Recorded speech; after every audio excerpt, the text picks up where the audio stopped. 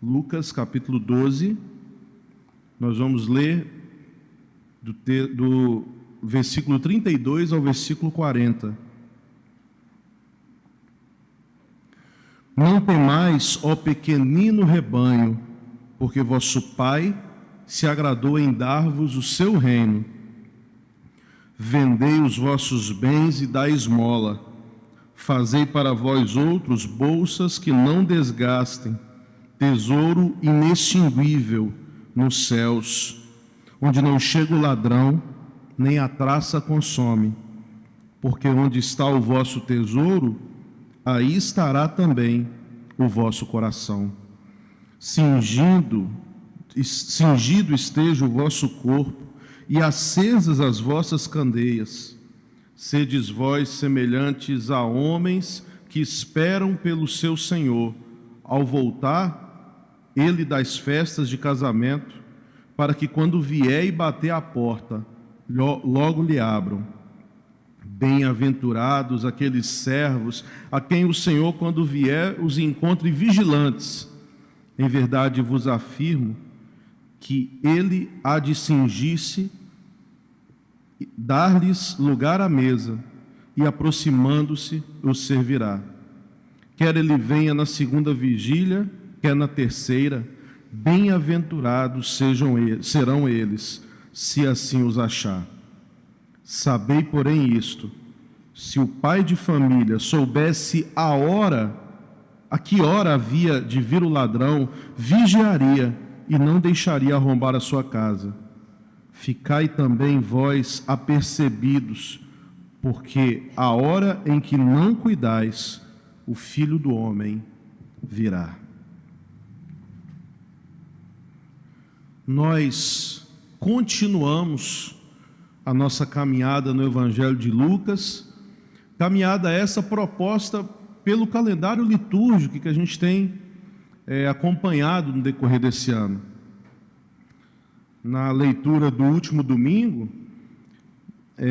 nós pudemos ver a parábola da pessoa rica que constrói novos celeiros para reservar uma grande colheita por muitos anos, e ele acha que dessa forma ele pode descansar, comer, beber e alegrar-se, porque o seu futuro está garantido. Antes, nós vimos também em Lucas, quando ele nos ensinou a orar ao Pai, chamando Deus de Abba, Pai. Um Deus que ama, um Deus que perdoa a todos e todas. Nós também, caminhando por Lucas, vimos aqui em domingos anteriores e conhecemos o amor de Jesus por Marta e Maria, quando ele as visita na sua casa e é recebido com muita hospitalidade. No seu caminho a Jerusalém, Jesus surge apresentando-se também como um peregrino. E como peregrino, ele narrou para a gente, nós também aqui ouvimos através do reverendo Benjamin, a parábola tão conhecida, conhecida por nós como a parábola do bom samaritano. Deus nos convida sempre a procurá-lo nos marginalizados. Deus nos convida a procurá-lo naqueles em que a sociedade deprecia, ou talvez naqueles em que a sociedade nem considera. E nesse caminho de Lucas, depois de passar por todos esses textos, nós chegamos no texto de hoje. Jesus vai mostrar agora o que é necessário fazer para que o reino seja sempre uma realidade presente na vida dos discípulos e para que os tesouros deste mundo não sejam prioridade no nosso viver. Interessante que Jesus só falou de reino de Deus e não da igreja.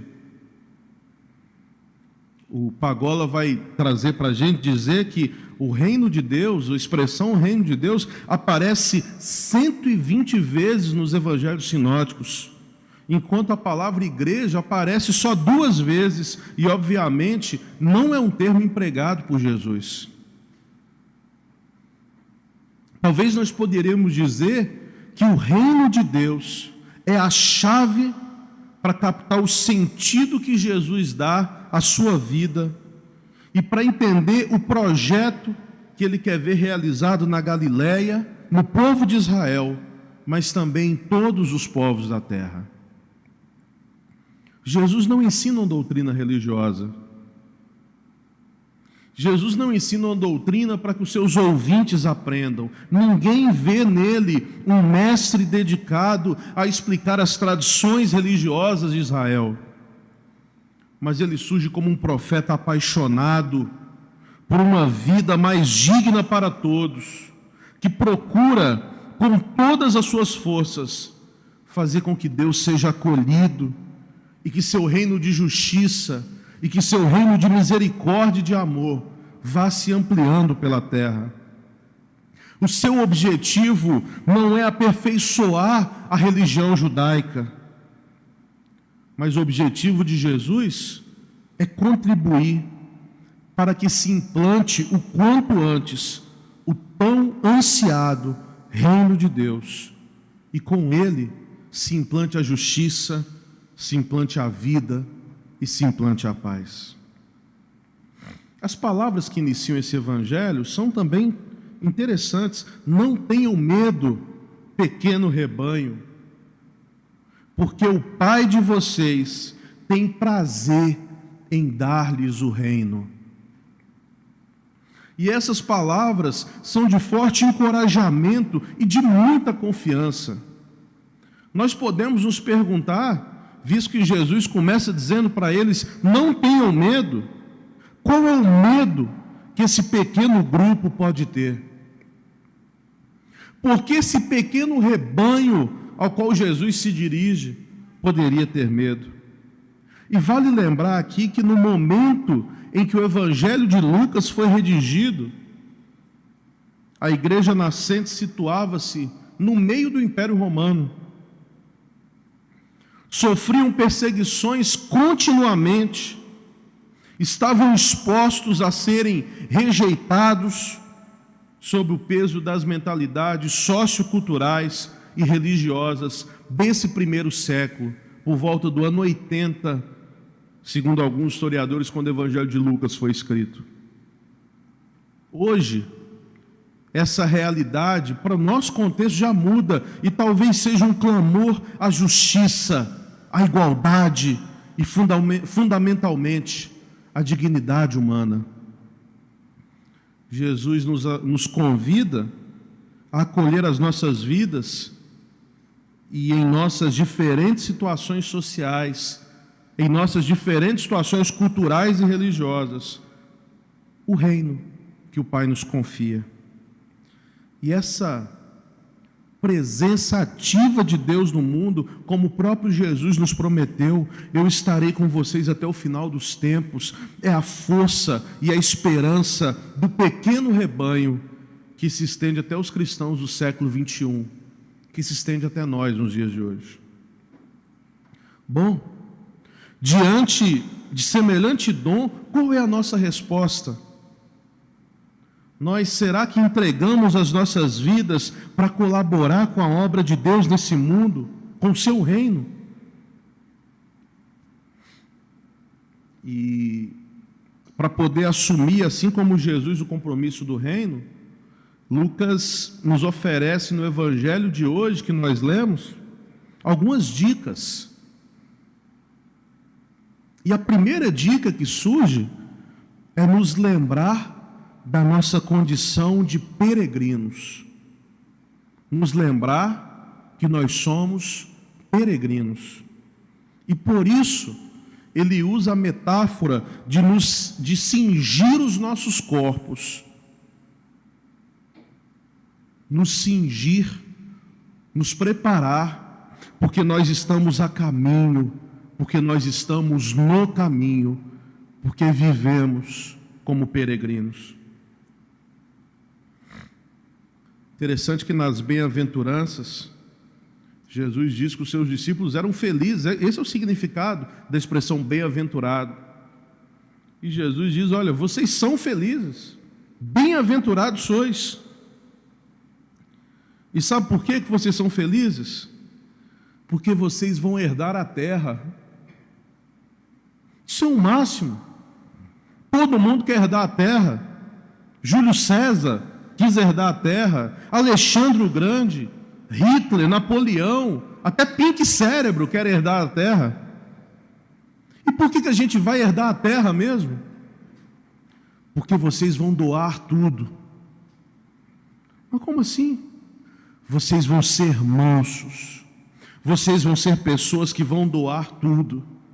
Vocês doam bens, vocês doam talentos, vocês doam força, tudo para ajudar. Vocês vão repartir. Mas, Senhor, se a gente vai repartir, para que a gente vai herdar a terra? Para que todo mundo tenha terra. Porque se outros herdarem, só eles terão terra. Mas se forem vocês, todos terão terra. Qual foi a última coisa que você doou mesmo? Vamos ver se você e eu somos felizes de fato. Qual foi a última vez que você ou eu ajudamos alguém? Quando foi? Vamos ver se de fato nós somos felizes, nós somos bem-aventurados. Qual foi a última vez que nós nos importamos com alguém e isso gerou ação? Vamos ver se de fato essa bem-aventurança está sobre as nossas vidas, se de fato nós somos felizes. Lucas continua dando as dicas para que o reino seja manifesto em nosso meio, dizendo que é preciso levar sempre as lâmpadas acesas, para ver assim os sinais da presença de Deus neste mundo, mesmo em meio à escuridão. Ver a presença de Deus nesse mundo, mesmo em meio à escuridão. Isso não é fácil. Como é difícil, nas situações que nós vivemos no nosso mundo, conseguirmos ser essa lâmpada para mostrar a presença de Deus no mundo. Tiago diz algo interessantíssimo, que a justiça é um fruto que se semeia na paz. Engraçado, né? Parece que a gente sempre acha que a paz é o resultado da justiça. Vamos fazer justiça e a paz vai vir. Mas Tiago diz que a justiça que é resultado da paz, que a justiça é um fruto que se semeia na paz. Talvez Tiago esteja dizendo nesse texto que enquanto eu não dispor no meu coração a ter paz com você, eu nunca vou parar para ouvir você.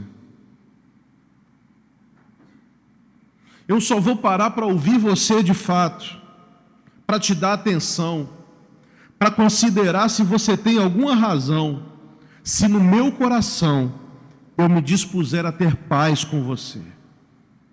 Nós somos um povo que semeia a paz, que ajuda as pessoas a perceberem que é preciso ter no coração o desejo de paz, para que haja paz.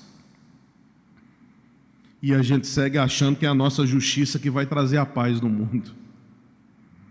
E a gente segue achando que a paz verdadeira é o resultado do cumprimento de tudo aquilo que a gente acha justo.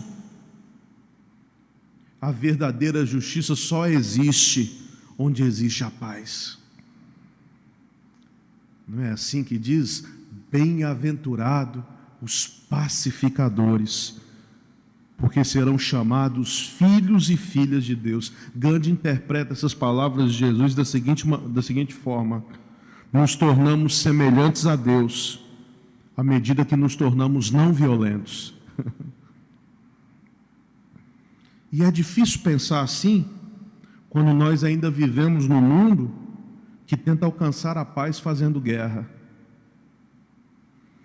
É difícil pensar assim quando nós vivemos em meio às nações que ainda acham que a paz vai ser alcançada como resultado da guerra. O reino de Deus vem exatamente quando a paz se faz presente como ponto de partida e não como resultado.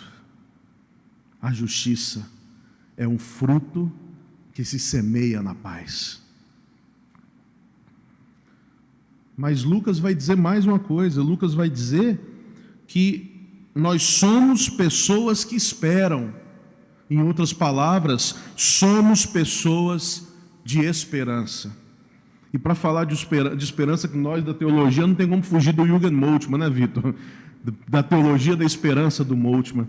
E eu vi uma conferência proferida por ele em Bérgamo. O título da conferência era Pensar a Esperança, Crer no Futuro para Viver no Presente. E ele disse algo interessantíssimo. Ele disse que a esperança cristã não é de fato um otimismo que promete às pessoas de sucesso dias melhores. Não, essa não é a esperança cristã.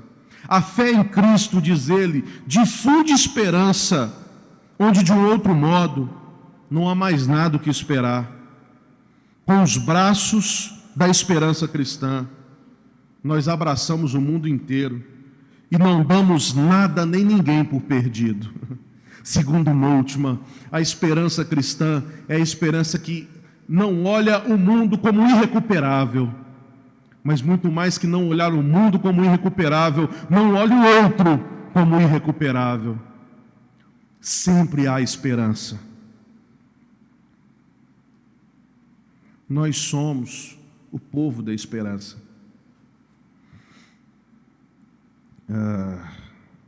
Tem uma carta, um documento histórico de um imperador que foi um dos maiores perseguidores da história da igreja, chamado Adoniran, e ele escreveu uma carta para um amigo dele, chamado Lucrécio. Se você está procurando aí um nome para o seu filho, para o seu neto, uma boa sugestão, Lucrécio. E é um documento histórico de uma carta trocada de Adoniran com Lucrécio. E Adoniran, como perseguidor dos cristãos, está falando mal da gente, e nos chamavam na época de pagãos, né? Falando desses pagãos, esses pagãos não valem nada, esses pagãos torcem para o Vasco da Gama, esses pagãos, e criticando e falando tudo de ruim. E em um determinado momento dessa carta ele diz assim: mas uma coisa eu tenho que reconhecer, esses pagãos cuidam bem dos seus pobres e também dos nossos. No meio de toda aquela ira, no meio de toda aquela raiva, no meio de toda aquela acusação, uma coisa eu tenho que reconhecer: eles sabem cuidar daqueles que sofrem. Eu temo que isso esteja se perdendo em nosso meio. O Papa Francisco, numa viagem recente dele, ele falou sobre a cultura do bem-estar. A cultura do bem-estar, nas palavras dele, que nos leva a pensar apenas em nós mesmos, que nos torna insensíveis aos gritos dos outros, que nos faz viver como bolhas de sabão. São bonitas, mas não são nada. São pura ilusão do fútil, do provisório. Essa cultura do bem-estar apontada por ele leva à indiferença a respeito dos outros, leva à globalização da indiferença. Neste mundo da globalização, nós caímos na globalização da indiferença, nós nos habituamos ao sofrimento do outro. O sofrimento do outro não nos diz respeito, não nos interessa, não é responsabilidade nossa. Hoje, pela manhã, a gente trabalhou esse texto de uma forma mais interativa, na nossa celebração da manhã, e nós falávamos exatamente do risco que nós corremos nesse texto, de ler esse texto só projetando o céu, só falando de lá, só falando de um reino que ainda está por vir e que a gente só vai alcançá-lo quando partir dessa vida, e esquecer do reino que Jesus vem implantar O reino chegou, o reino que já chegou até nós. E eu acredito que para o estabelecimento do reino de Deus, pregado por Jesus nessa terra, essas questões precisam estar vivas dentro de nós. Talvez como uma frase que deveria ser repetida todos os dias em nossas mentes e nos nossos corações. Não acomodar com o que incomoda. Faz de nós, Senhor, instrumentos para que o teu reino venha. Que o Senhor nos abençoe.